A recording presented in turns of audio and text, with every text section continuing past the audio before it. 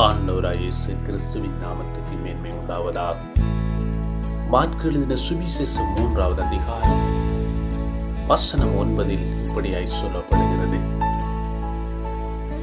அவர் அநேகரை சொஸ்தமாக்கினார். நோயாளிகள் எல்லோரும் அதை அறிந்து அவரை தேட வேண்டும் என்று அவரிடத்தில் நெருங்கி வந்தார்கள் என்பதாய். அன்பான தேவஜனமே, கர்த்தரை தேடும் பொழுது எங்களுடைய வாழ்க்கையிலே இருக்கிற சத்ருவின் நுகங்கள் முறிக்கப்படுகிறது. எத்தனையோ ஜனங்கள் கர்த்தரை தேடுகிறார்கள் என்பதை காண்கிறோம். அன்பான தேவஜனமே, நாங்கள் கர்த்தரை தேடும் பொழுது எங்களுடைய வாழ்க்கைக்கு எதிராய் செய்யப்பட்டிருக்கிற மறைமுகமான பில்லிசூனிய மாந்திரங்கள் முறிக்கப்படுகிறது. சத்ருவின் தந்திரமான செயல்கள் செயலிழக்கப்படுகிறது.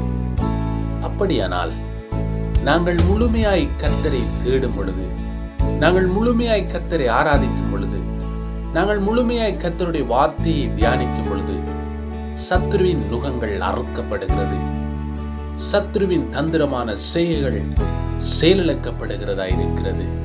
அன்பான தேவஜனமே, கர்த்தர் வல்லமை உள்ளவராயிருக்கிறார். கர்த்தர் நிறைவுள்ளவராயிருக்கிறார். கர்த்தர் மேன்மை உள்ளவராயிருக்கிறார். கர்த்தர் சுகப்படுத்துகிறவராயிருக்கிறார். அப்படியானால் முதலாவது நாங்கள் கர்த்தரை தேட வேண்டும். ஆண்டவராய் இயேசு கிறிஸ்து உங்களை ஆசீர்வதித்து உங்களை பாதுகாப்பாராக. God bless you.